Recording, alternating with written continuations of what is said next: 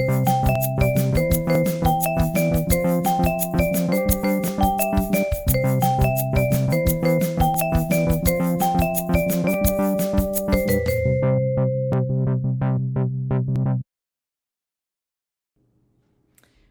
to the Activities of Daily Living Sock Donning Skills video. This is part of the Aim to Achieve video series, and my name is Megan. I'm an occupational therapist with the AIM program. The plan for today is to talk a little bit about what are activities of daily living, and then move through the focus of sock donning. So what are some of the foundational skills required? How do we incorporate something called backwards chaining? How can we set your child up for success? A fun pre-task activity, and then a step-by-step sequence on putting socks on. So, activities of daily living, what are they? These are the tasks that we do every day. They can include eating, drinking, toileting, showering, bathing, getting in and out of bed or a chair, dressing, undressing, and so much more. They're the little tasks that you do for yourself throughout the day, and being independent in them is very meaningful and means that we can lead as independent a life as possible. So, what are some of the foundational skills required for sock donning? Putting socks on is shockingly complicated. It requires crossing midline, bilateral coordination, so using your hands together, decent hand strength, being able to hold on to the sock as you pull, good pincer grasp, so using your fingers or hands in different ways, hand-eye coordination, core strength, and postural control to maintain a seated position while you reach and stretch and pull. So lots going on with simply putting socks on. What is backwards chaining? Backwards chaining is actually when we break down the steps of a task and we teach it in reverse order. So this actually gives a sense of accomplishment and success with each experience to the child. And then we slowly increase how many steps the child is completing over time as they become more competent in the skill until the child is fully independent. So if the skill has perhaps 3 steps, parents or caregivers are going to start by doing steps 1 and 2. The child will take over at step 3. Oh, look, you did it. You've completed the task. And then slowly incorporate steps 2 and finally steps 1 until they're doing the whole task independently. So how does that translate to sock donning? I'll tell you. We need to set your child up for success for learning a new skill, a complicated one such as sock donning. That requires the use of consistent verbal prompts and practicing lots of practice time where there's no time pressure.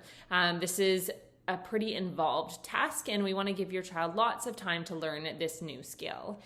If possible, sit next to your child when teaching them so they can model your actions exactly. Super important to use socks with a different colored toe and heel box, and I'll touch on that in a moment. And using socks that are a little bit too big is also a little bit easier. The socks will go on a little bit more easily than something that's quite tight. So what is that fun pre-task activity that I promised you? The pre-task activity is actually a video I'm going to demonstrate or show right now so that you know how to do this fun activity with your children. Okay, hi, it's Megan, and today I'm going to be teaching you a few tricks to get your child ready for putting socks on independently. So we want to be putting our socks on when we're in seated position on the floor. You can see that I got one knee out like this and one knee bent up like this. It's a great wide base of support, so it's easier for me to keep my balance when I do have one foot up. You can really cue your child to lift one toe into the air while we're practicing this. The next thing we're really going to want to see is their identification or figuring out which fingers are their thumbs. So some kids are really good at doing a thumbs up, but others it might be hard for them to remember which one is their thumb. So you can draw a cute little smiley face on their nail, or really just put any mark with nail polish or a marker. You can grab some elastics from at home or scrunchies if you got them. You want to have your child insert their thumbs into the scrunchie or elastic, stretch, stretch, and now we're going to reach down for our toe. Toe in the air, reach around, lift up onto your ankle. You can do that again. Thumbs through, into the scrunchie, stretch, stretch, toes in the air. I'm gonna reach down and pull up. So it's a really fun activity. Kids often really enjoy it, and it's great to practice the steps or stages required for putting a sock on. So that was a super fun pre-task activity, and now I'm sure you're all excited to hear how to learn how to put socks on or help your child learn how to put socks on independently. Okay, so the step-by-step sequence for putting on socks. You're gonna have the child sit down and reach for those toes. In the last video I mentioned you wanna be in a wide base of support, so one knee can be out to the side and one knee can be bent up. So in this case, again, we're gonna work with backwards chaining. The parent is gonna complete these first few steps. They're gonna scrunch the sock onto their thumbs, put it over their toes, pull it past the ball of the foot, pull it past the arch of the foot, and stop. Now your child is going to tuck their thumbs in and pull the sock up over their heel and up to the ankle. Socks are on. Because we're using backwards chaining, we are going to slowly increase how many steps your child is expected to do when putting on their socks. And this will help them work towards full independence. And as they master each step, then you can slowly expect more of them. Here's another video to show you exactly how to put socks on and how to scrunch socks. Okay, so now it's time to move on to actually using socks. Where I'm going to talk about something called backwards chaining today, and I'll touch on that in a minute. But I'm going to tell you there are 6 steps to getting your sock on your foot, which seems extreme, but I'll break it down. So first of all, you're going to choose a sock that has a different color heel box and toe box. Super important. And if the sock is 1 or 2 sizes too big, it's a lot easier to start with that way. So I'm going to put my 2 thumbs in, kind of like we practiced with the scrunchies. We're going to scrunch up until our fingers are right, or our thumbs are right into that toe box.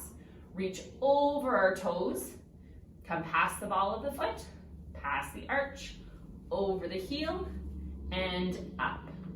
So like I mentioned, we're going to be doing some backwards chaining with our child. So with backwards chaining, we start the task for the child and we teach them from the end forward. So the reason for that is that they really get a sense of success and accomplishment after each exposure, and then we slowly ramp up what we expect for them. So in this case, when you're starting sock donning with your child, you're going to do most of the first few steps on your own, and then your child will take over. So in this case, you're going to use your thumbs, you're going to stretch in, reach your thumbs all the way to the end of the toe box, thumbs there, over the toe, past the ball of the foot, past the arch, and stop. You're going to encourage your child to sneak their thumbs in, pull over the heel, and up.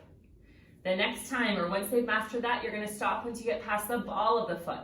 They're going to pass through the arch, over the heel, and up. Then you're going to get it just onto the toes, and they'll pull it past the ball of the foot, the arch, the heel, and up. I'm going to do a separate mention in a minute on how to teach scrunching.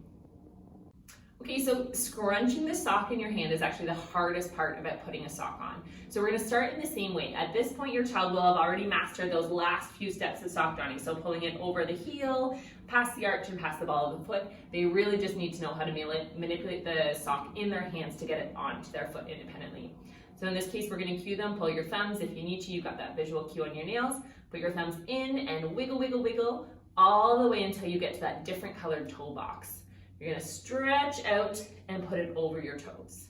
So again, in this case, thumbs in, wiggle, wiggle, wiggle all the way to that different colored toe box, stretch over and on. And now at this point, they've already mastered passing it over the ball of their foot, past their arch, over their heel, and up. And then you're done. Socks are on. Thanks for watching Activities of Daily Living Sock Donning Skills. This was part of the Aim to Achieve video series, and we invite you to view our other videos on AIM's YouTube channel. Thanks for watching Aim to Achieve. Check out our YouTube station for more videos, and don't forget to subscribe or leave us a like.